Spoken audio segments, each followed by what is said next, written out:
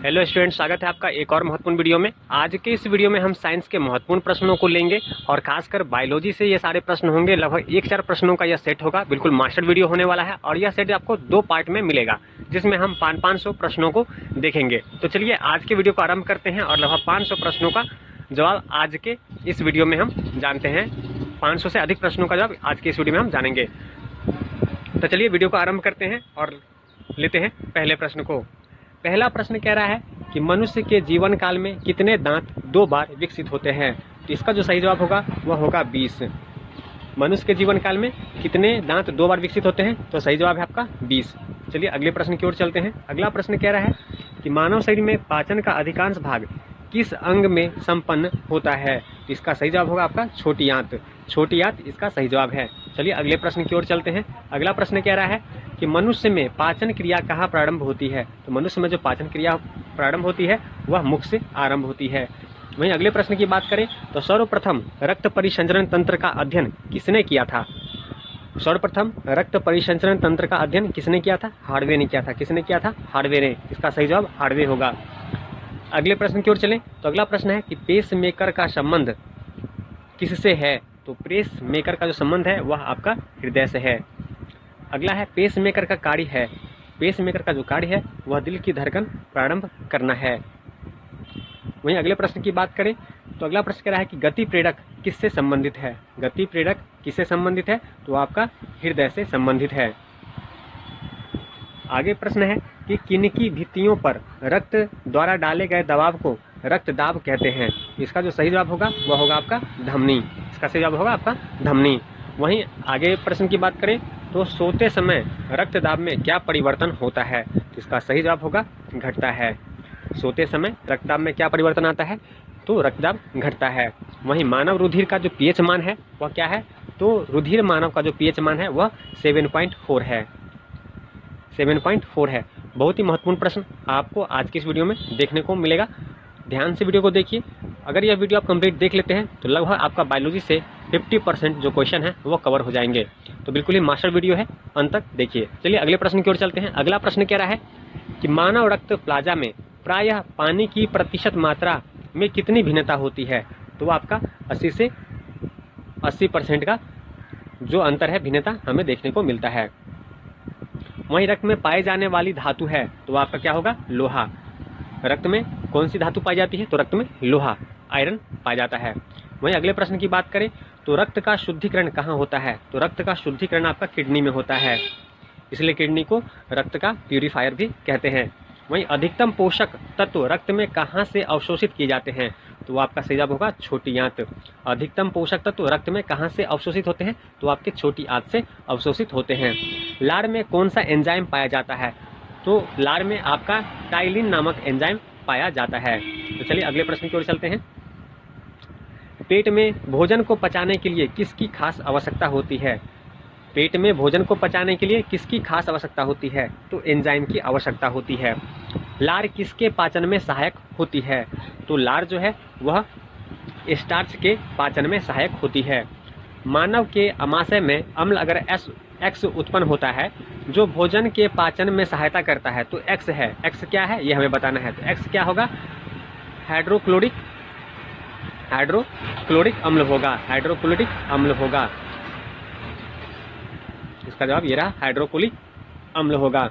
अगले प्रश्न की बात करें तो क्रेब्स चक्र में किसका संश्लेषण होता है। तो क्रेब्स चक्र में पायरुविक अम्ल का संश्लेषण होता है।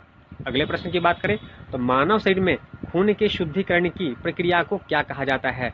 तो मानव शरीर में खून की जो शुद्धिकरण की जो प्रक्रिया है वह डायलिसिस कहलाती है। क्या कहलाती है, डायलिसिस कहलाती है। डायलिसिस कहलाती है। ठीक है, ध्यान देंगे। अगले प्रश्न की बात करें तो पेप्सिन बदल देता है प्रोटीन को, किसे, प्रोटीन को पॉलीपेप्टाइड में बदल देता है। तो आपका ये बिल्कुल सही आंसर हो जाएगा।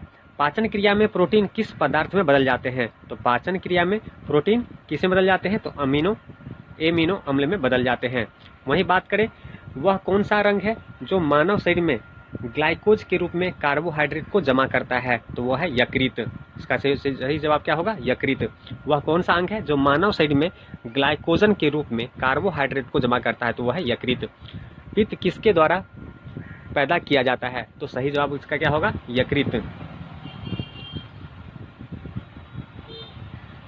अगले प्रश्न की बात करें तो पित्त जो बाइल होता है वह जमा होता है कहाँ? पित्ताशय में जमा होता है, ठीक है। वहीं स्वस्थ मनुष्य का रक्तचाप होता है कितना? 120 से 80 आपका रक्तचाप होता है। तो चलिए आगे प्रश्न में पढ़ें। दौड़ लगाते समय मनुष्य का रक्तचाप क्या होता है? मनुष्य का रक्तचाप दौड़ते समय बढ़ जाता है। सामान्य जीवन काल में मनुष्य का हृदय लगभग कितनी बार धड़कता है? तो लगभग 2 अरब बार धड़कता है। मानव शरीर में हृदय का कार्य है, मानव शरीर में हृदय का क्या कार्य है? पंपिंग स्टेशन की तरह यह कार्य करता है, ठीक है।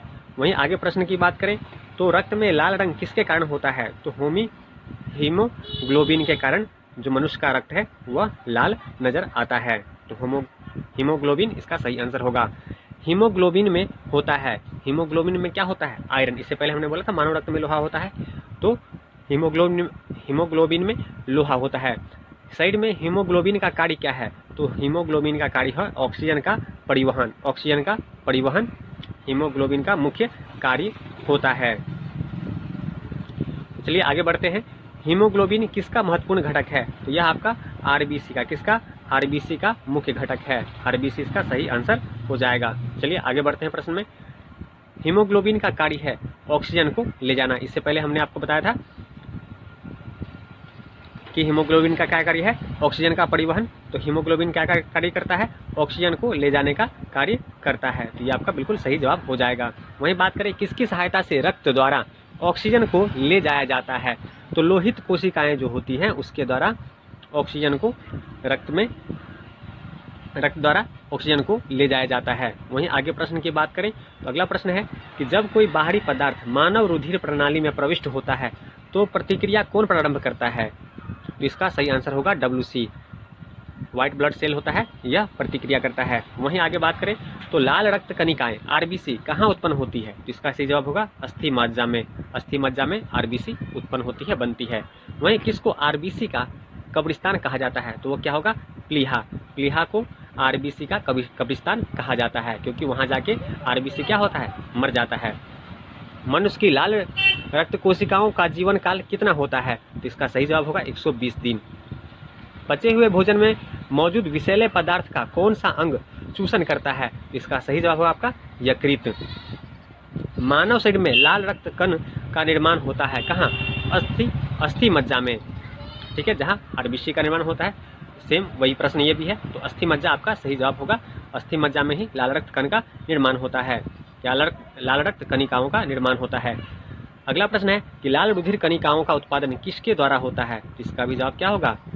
अस्थि मज्जा इसका सही जवाब होगा। तो चलिए आगे बढ़ते हैं। उच्च उन्नतांश पर मनुष्य शरीर में RBC क्या होती है की संख्या? चलिए ये प्रश्न हमारा अधूरा, अगले प्रश्न को देखते हैं। सफेद रक्त कण जो WC है उसका मुख्य कार्य क्या है? उसका मुख्य कार्य है रोग प्रतिरोधक क्षमता धारण करना। मनुष्य में मेरुदंड में कितनी जोड़ी तंत्रिका निकलती है? इसका सही जवाब क्या होगा? 31। इसका सही जवाब क्या होगा? 31। वहीं बात करें प्रतिवर्ती क्रियाओं का नियंत्रण केंद्र कहाँ पर है? तो केशुरुक रज्जु में इसका सही जवाब होगा। स्तनधारी किसमें यूरिया बनाते हैं? तो यकृत यानी लीवर में यूरिया बनता है। मानव शरीर में सबसे छोटी अंतःस्रावी ग्रंथि कौन सी है? तो अवधु ग्रंथि जो है वह सबसे छोटी अंतःस्रावी ग्रंथि है। वहीं आगे बात करें मूत्र का पीला रंग किसकी मौजूदगी के कारण होता है? तो वो होगा यूरोक्रोम के कारण। इसका सही जवाब क्या होगा? यूरोक्रोम के कारण। गुर्दे का कार्यात्मक यूनिट है वो क्या है? नेफ्रॉन। काफी महत्वपूर्ण प्रश्न है, किसी प्रश्न को छोटा बड़ा ना समझे, सभी प्रश्न महत्वपूर्ण होते हैं। तो इस प्रकार से देखें तो गुर्दे का जो कार्यात्मक यूनिट होती है वो क्या होती है? नेफ्रॉन होती है। वहीं बात करें किसकी कुंस क्रिया के कारण मानव शरीर में मिक्सीडीमा होता है? तो वो क्या है? अवधु ग्रंथि कारण। किसके कारण? अवधु ग्रंथि के कारण। मानव शरीर के भीतर खून किसकी उपस्थिति के कारण नहीं जमता है? तो यह है हिपेरिन के कारण। इसका सही जवाब क्या होगा? हिपेरिन। मानव शरीर के भीतर खून किसकी उपस्थिति के कारण नहीं जमता है? ध्यान से प्रश्न को देखिएगा, नहीं जमता है, इसका सही जवाब होगा हिपेरिन। रुधिर के प्लाज्मा में किसके द्वारा एंटीबॉडी निर्मित होती है? इसका सही जवाब होगा लिम्फोसाइट। ठीक है, रुधिर के प्लाज्मा में किसके द्वारा एंटीबॉडी निर्मित होती है? तो लिम्फोसाइट इसका सही जवाब होगा। एंटीजन एक ऐसा पदार्थ है जो प्रतिरक्षी के निर्माण को बढ़ावा देता है। क्या? प्रतिरक्षी के निर्माण को बढ़ावा देता है। आयोडीन युक्त हार्मोन है थायरोक्सिन। क्या है? Thyroxine, iodine. चलिए अगले प्रश्न की ओर चलते हैं। मानवित रक्त कणों यानी कि WC का व्यास होता है लगभग कितना होता है? 007 mm।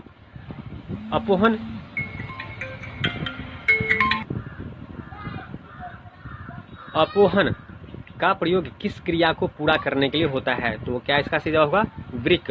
ठीक है, इसका सही जवाब होगा वृक्क। तो चलिए अगले प्रश्न की ओर चलते हैं। स्वेदन किसके लिए महत्वपूर्ण है? स्वेदन किसके लिए महत्वपूर्ण है? तो शरीर के तापमान को विनियंत्रित करने के लिए। ठीक है, और सामान्यतः निषेचन होता है कहाँ? गर्भाशय में। ठीक है, मानव शरीर में रक्तचाप नियंत्रित होता है कहाँ? अधिवृक्क ग्रंथि में। अधिवृक्क ग्रंथि से क्या होता है? मानव शरीर में रक्तचाप नियंत्रित होता है अधिवृक्क ग्रंथि से। तो अगले प्रश्न की ओर चले। जीवन रक्षक हार्मोन किस ग्रंथि से स्रावित होते हैं? तो जीवन रक्षक हार्मोन जो होते हैं वे एंड्रिनल ग्रंथि होती है, वहां से स्रावित होते हैं। मानव शरीर की किस ग्रंथि को मास्टर ग्रंथि कहा जाता है? तो इसका सही आंसर होगा पीयूष। मनुष्य के शरीर की सबसे छोटी ग्रंथि है, इसका सही जवाब क्या होगा? पिट्यूटरी। पिट्यूटरी इसका सही जवाब होगा। गर्भाशय में शिशु के विकास की जानकारी हेतु किसका प्रयोग किया जाता है? इसके लिए अल्ट्रासाउंड किया जाता है। भ्रूण के विकास के लिए किस अंग के द्वारा खाद्य की पूर्ति की जाती है? इसका सही जवाब होगा बीजांडसन द्वारा। ठीक है, स्त्रियों की नसबंदी को कहा जाता है ट्यूबेक्टोमी। ठीक है, ये सारे प्रश्न काफी इंपॉर्टेंट है, ध्यान से प्रश्नों को देखिएगा और इसका अभ्यास आपको करना है, क्योंकि इसमें से कोई सा भी प्रश्न आपके कंपटीशन एग्जाम में प्रश्न बन के आपके सामने आ सकते हैं। गाय और भैंस के थनों में दूध उतारने के लिए किस हार्मोन की सुई लगाई जाती है? तो क्या होगा? ऑक्सीटोसिन। अगले प्रश्न की बात करें तो थायराइड ग्रंथि से थायरोक्सिन स्रावित करने के लिए उत्तेजित करने वाला अंतःस्रावी हार्मोन कौन सा है? तो वो क्या है आपका नाम? TSN। क्या नाम है? TSN। वहीं आगे प्रश्न की बात करें तो मायोग्लोबिन में कौन सी धातु होती है? तो इसका सही जवाब होगा तांबा। एक वयस्क पुरुष के लिए सामान्य हीमोग्लोबिन मात्रा प्रति 1000 मिलीलीटर रक्त है कितना? 5 ग्राम। इसका सही जवाब क्या होगा? 5 ग्राम। मानव शरीर का सामान्य तापमान होता है कितना? 90 डिग्री सेल्सियस। किस शारीरिक प्रक्रम से पोथ्रोम्बिन का संबंध है? तो वह क्या है? रक्त जमाव। चलिए अगले प्रश्न को देखें। अगला प्रश्न कह रहा है कि शरीर में सबसे बड़ी अंतःस्रावी ग्रंथि कौन सी है? तो इसका सही आंसर क्या होगा? थायराइड, जिसे हिंदी में अवटु कहते हैं। कौन सी हार्मोन लड़ो हार्मोन कहलाता है? तो एड्रीनेलिन। अगले प्रश्न की बात करें तो इंसुलिन एक प्रकार का क्या है? हार्मोन है। कौन सा पदार्थ मानव शरीर में सबसे अधिक कठोर होता है? तो वह क्या होता है? दंतवक्र। मानव शरीर में जो सबसे अधिक कठोर होता है वह कौन सा पदार्थ होता है? वह होता है आपका दंतवक्र। किस कोशिका से इंसुलिन स्रावित होता है? तो इसका सही आंसर होगा बीटा कोशिका। इंसुलिन उत्पादित होता है कहाँ से? पेनक्रियाज द्वारा। कहाँ से? पेनक्रियाज द्वारा। काफी इंपॉर्टेंट है, ध्यान से देखिएगा। पेनक्रियाज द्वारा क्या होता है? इंसुलिन उत्पादित होता है, तो पेनक्रियाज इसका सही आंसर हो जाएगा। ऑक्सीजन की उपस्थिति में सुक्रोज का CO2 एवं जल में ऊर्जा निर्मुक्त होने के साथ पूर्ण रूपांतरण होने को कहते हैं वायु श्वसन। क्या कहते हैं? वायु श्वसन कहते हैं। तो ध्यान से प्रश्नों को देखिएगा, एक एक प्रश्न आपका इंपॉर्टेंट है। हमारी छोड़ी हुई सांस की हवा में CO2 की मात्रा लगभग कितनी होती है? तो कितनी होती है? 4%। हृदय वंचित है ऐच्छिक पेशी से। ठीक है, मनुष्य में त्वचा किस स्थान पर सबसे अधिक मोटी होती है? तो तलवे पर जो है हमारी त्वचा सबसे अधिक मोटी होती है। मानव शरीर का सबसे बड़ा अंग कौन है? तो इसका सही आंसर होगा फेफड़ा। मानव त्वचा को रंग देने वाला वर्णक मेलानिन है। जो त्वचा का रंग हमें नजर आता है वह किसके कारण से नजर आता है? त्वचा का रंग वह है मेलानिन वर्णक के कारण हमें त्वचा का रंग नजर आता है कि त्वचा किस प्रकार की है। चलिए अगले प्रश्न को देख लेते हैं। अगला प्रश्न कह रहा है कि कंटरा जोड़ता है, कंटरा यानी कि टेंडम किसे जोड़ता है? तो ये पेशी को हड्डी से जोड़ता है। वहीं आगे बात करें तो मानव शरीर में कौन सी ग्रंथि ऐसी है जिसका संबंध शरीर की उत्तेजना से है? तो ये क्या होगा? अधिवृक्क ग्रंथि। आदमी के कंठ में किस भाग में अवटु यानी कि एडम्स एप्पल कहा जाता है? तो इसका सही जवाब क्या होगा? थायराइड उपास्थि। क्या होगा? थायराइड उपास्थि। मानव का मस्तिष्क लगभग कितने ग्राम का होता है? सॉरी ये प्रश्न थोड़ा अधूरा है, अगले प्रश्न को देख लेते हैं। मानव शरीर में सबसे लंबी अस्थि है, क्या है? उरु अस्थि। मुख्यतः इसकी उपस्थिति के कारण मानव शरीर उच्च वायुमंडलीय दबाव के अंतर्गत भी बिना कुचला रहता है। ये किनके कारण होता है? कोशिकाओं में तरलता के कारण। कोशिकाओं में तरल। आंख के रेटिना की परंपरागत कैमरे के निम्नलिखित में से किस भाग से तुलना की जा सकती है? तो इसका सही आंसर क्या होगा? फिल्म।